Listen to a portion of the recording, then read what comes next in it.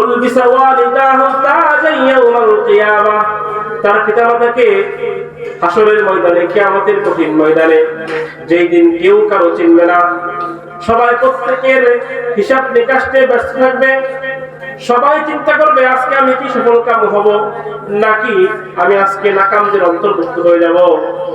সেই দিন আল্লাহ তাআলা কিয়ামতের কঠিন ময়দানে যে ব্যক্তির পিতামাতা কোরআনে হাফেজ, কোরআনে আলেমের পিতামাতাকে আল্লাহ তাআলা এমন একটি স্বর্ণের টুপি পরাবেন যার সূর্যের আলো হবে সূর্যের থেকে বেশি কঠোর।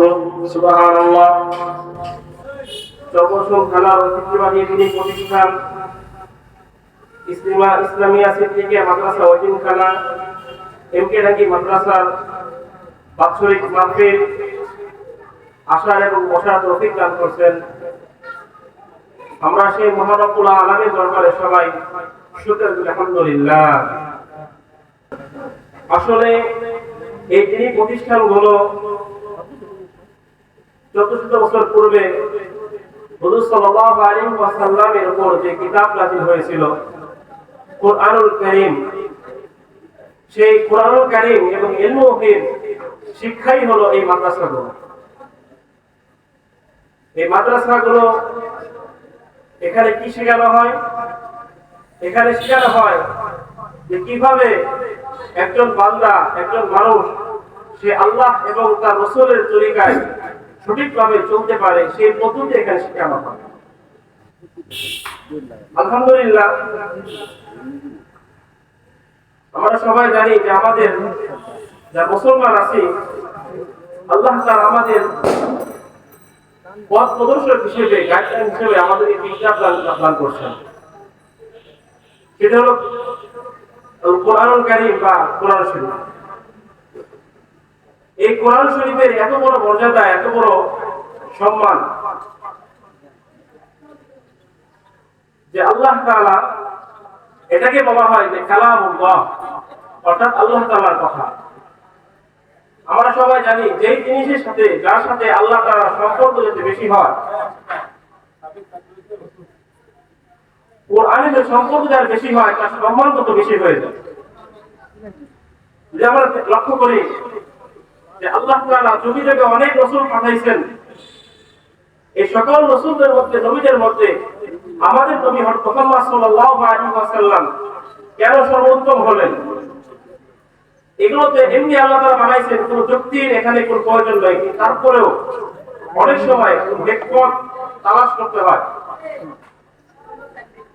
দেখেন, সমস্ত নবীকে আল্লাহ তাআলা কোরআন কারীম দান করেন নাই, কিন্তু আমাদের নবী সাল্লাল্লাহু আলাইহি ওয়াসাল্লামকে আল্লাহ তাআলা কালামুল্লাহ দান করেছেন, কোরআন কারীম দান করেছেন। এজন্য আমাদের নবীর মর্যাদা সমস্ত নবীদের উপর বেশি। সুবহানাল্লাহ। এরকম ভাবে যদি আমরা লক্ষ্য করি যে আল্লাহ তাআলা পৃথিবীতে অনেক উম্মত পাঠিয়েছেন, কিন্তু সমস্ত উম্মতের মধ্যে আমরা সর্বশ্রেষ্ঠ উম্মত। তার কারণ হলো যে আমরা হলো কুরআনুল কারীম অনুযায়ী চলবো, এজন্য আমাদের মর্যাদা বেশি বেশি।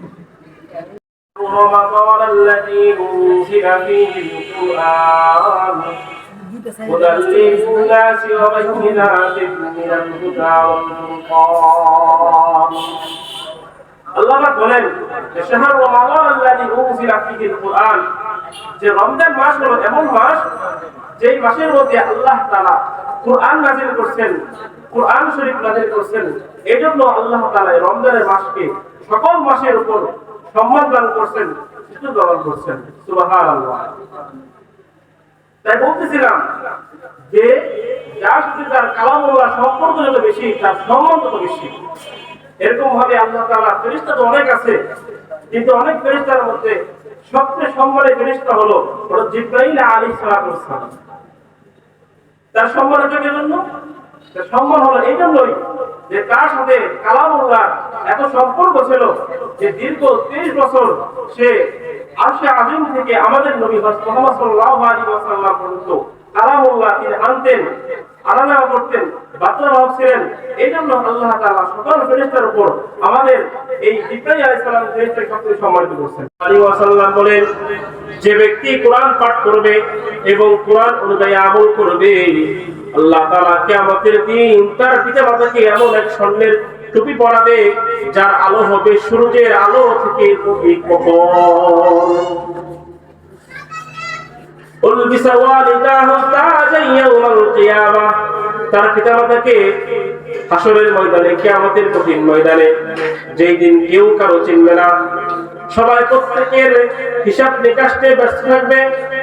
সবাই চিন্তা করবে আজকে আমি কি সফল কাম হব নাকি আমি আজকে নাকামদের অন্তর্ভুক্ত হয়ে যাব।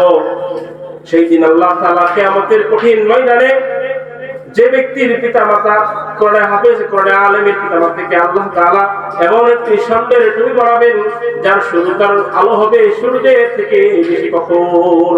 সুবহানাল্লাহ। মান ক্বারা হারফান মিন কিতাবিল্লাহ ফালাহু বিহি হাসানা ওয়াল হাসানাতু বিআশরি আমসালিহা লা ইয়াকুলু আলিফ লাম মিম হারফুন মান আলিফুন হারফুন ওয়া লামুন হারফুন ওয়া মিমুন হারফুন আও কামা ক্বালা আলাইহি সালাতু ওয়াস সালাম। রাসূল সাল্লাল্লাহু আলাইহি ওয়াসাল্লাম বলেন, যে ব্যক্তি কালামুল্লাহ থেকে একটি হরফ পাঠ করবে আল্লাহ তাআলা তাকে এমন একটি নেকি দান করবেন যে নেকিটি 10টি নেকির সমান হয়ে যাবে। সুবহানাল্লাহ। রাসূল সাল্লাল্লাহু আলাইহি ওয়াসাল্লাম উদাহরণস্বরূপ বলেন, আমি বলি না আলিফ লাম মিম একটি অক্ষর, বরং আলিফ একটি অক্ষর, লাম একটি অক্ষর, মিম এরকম ভাবে একটি আলাদা অক্ষর। সুবহানাল্লাহ। তাহলে কি দাঁড়ালো ভাই? যদি কোনো ব্যক্তি এখান থেকে আলিফ লাম মিম পড়ে আল্লাহ তাআলা তাকে এই 3টি হরফের বদলায় 30টি নেকি দান করবেন। সুবহানাল্লাহ। দেখেন ভাই কত বড় পাওয়া, কত বড় সৌভাগ্যশীল যে ব্যক্তি কালামুল্লাহ ঠিকমতো সকাল সন্ধ্যা তেলাওয়াত করে। শুধু নেকি আর নেকি, শুধু সে বুঝে পড়ুক অথবা না বুঝে পড়ুক, সে অর্থ ব্যাখ্যা বুঝুক অথবা না বুঝুক, কিন্তু পাঠ করবে, তার কারণে আল্লাহ তাআলা তাকে একটি হরফের বিনিময়ে 10টি নেকি দান করবেন। সুবহানাল্লাহ। আর রাসূল সাল্লাল্লাহু আলাইহি ওয়াসাল্লাম বলেন, লা ইয়াকুনু মুমিনান হাত্তা আকুনা হাব্বা ইলাইহি মিন ওয়ালিদিহি ওয়া রাবিহি ওয়ান নাসি আজমাইন আও কামা ক্বালা আলাইহি সাল্লাতু ওয়াস সালাম। রাসূল সাল্লাল্লাহু আলাইহি ওয়াসাল্লাম বলেন, তোমাদের মধ্যে ততক্ষণ পর্যন্ত না কোনো ব্যক্তি পরিপূর্ণ ঈমানদার হতে পারবে যতক্ষণ পর্যন্ত না সে আল্লাহ এবং তার রাসূলকে তার জীবনের থেকে, তার সন্তান সন্ততি থেকে, তার পরিবার থেকে বেশি মহব্বত না করবে। এই যে হাদিসের মধ্যে বুখারী শরীফ হাদিস, রাসূলুল্লাহ সাল্লাল্লাহু আলাইহি ওয়াসাল্লাম বললেন যে লা ইয়াকুনা মুমিন হাত্তা আকুনা হাব্বা ইলাইহি বিওয়ালিদিহি ওয়া রাবিহি ওয়ান নাসি আজমাইন। যেখানে বললেন মহব্বতের কথা, অর্থাৎ যদি কোনো ব্যক্তি তেমন কোনো আমল করতে পারে নাই, তেমন কোনো বন্দী করতে পারে নাই, শুধু কেবলমাত্র আল্লাহ এবং তার রাসূলকে ভালোবাসছে, কোরআনকে ভালোবাসছে, কিন্তু যদি কোনো আমল নাও করে থাকে, তার আশা করা যায় আল্লাহ তাআলা এই মহব্বতের কারণে, এই ভালোবাসার কারণে আল্লাহ তাআলা তাকে মাফ করে দিবেন। সুবহানাল্লাহ।